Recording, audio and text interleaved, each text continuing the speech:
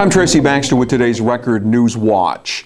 Orange County Court Judge Robert Freehill told him that what he had done was a monstrous thing and that he was now being punished accordingly. The judge's comment came during sentencing today for Dante Martinez, the 30-year-old Town of Newburgh man who was convicted in May on charges of first-degree assault and a reckless assault of a child for inflicting the serious injuries that were suffered by his 3-month-old baby son Dorian last August. Martinez was sentenced to 25 years in prison today in Orange County Court.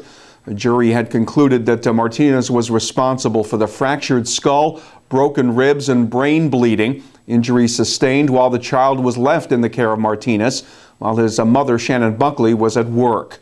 Buckley spoke at sentencing, telling Martinez what he had done to her little angel was unacceptable. Prosecutors say the infant has undergone intensive medical treatments, but will likely suffer permanent disabilities. 26 years ago, she was viciously assaulted after rejecting the sexual advances of her New York City landlord. Marla Hansen's face was repeatedly slashed with a single-edge razor, requiring 150 stitches, effectively ending her modeling career. Hansen's case gained national attention, complete with a circus atmosphere trial that included accusations that she had somehow brought the assault on herself. These days, Hansen is a vocal advocate for victims' rights, specifically against violence that targets women. And today, during a forum at the Greater Hudson Valley Health Center in Newburgh, Hansen said she thinks we're now going backwards when it comes to violence against women and how it's treated within our criminal justice system. I worked very hard in the aftermath of my own ordeal because I was really angry at the way I was treated and felt that the justice system was way more damaging than the cuts to my face, and the media coverage was way more damaging than the assault that I suffered. And at the end of that, I was angry and wanted to speak out and change it for other people, and a lot of changes were made. And there have been many, many, many laws passed, many changes made, attitudes changed, but now we're going backwards again. I don't know why. I'm not sure why. I think the economic situation maybe has something to do with it. Fear that there's not enough resources to go around. So now we find ourselves under assault again. Those at the forum were challenged to hold those we elect more accountable when it comes to victims' rights and to become a force for change within the system. The system failed and something went wrong. Those comments came from Wal-Mart official Derek Perlman during a hearing involving the company's problem-plagued Town of Thompson store. An independent examiner will continue to hear testimony today in Albany that will ultimately determine whether the store will be able to keep its food processing license. The Thompson Wal-Mart failed 5 inspections since January, with most of the violations connected to a rodent infestation.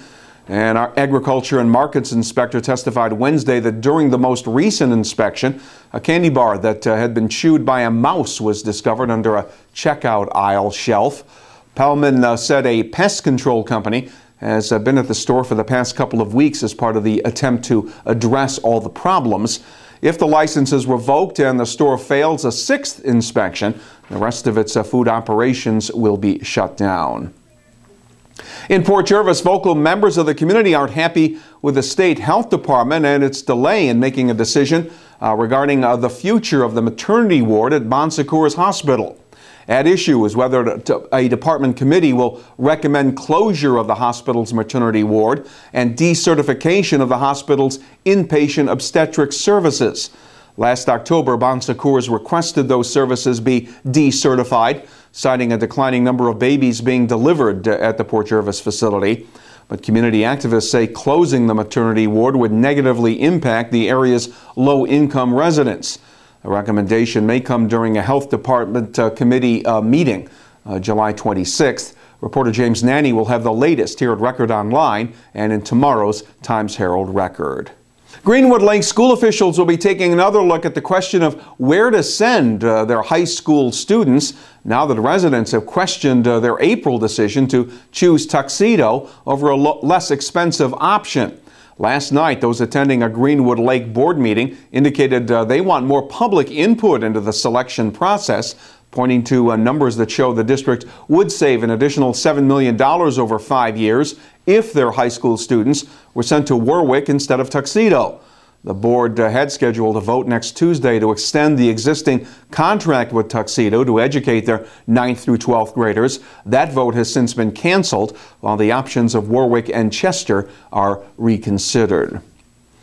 And what do school districts do these days with the school buses that are no longer in use? Well, if you're Monticello, you put them on the eBay auction site.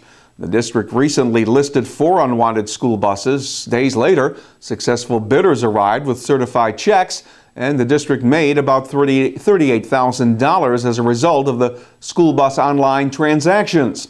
Buses are just some of the items school districts have been unloading on eBay auction sites these days. Reporter Pauline Liu will have more on this growing trend in an upcoming edition of the Times-Herald Record. You will like what you see in the next few days when it comes to our weather. Friday will be mostly sunny and pleasant with temperatures in the upper 70s. Ditto for Saturday. More sunshine with the highs up around 80 degrees.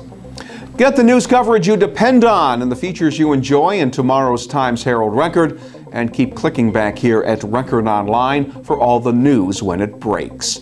For Record Newswatch, I'm Tracy Baxter.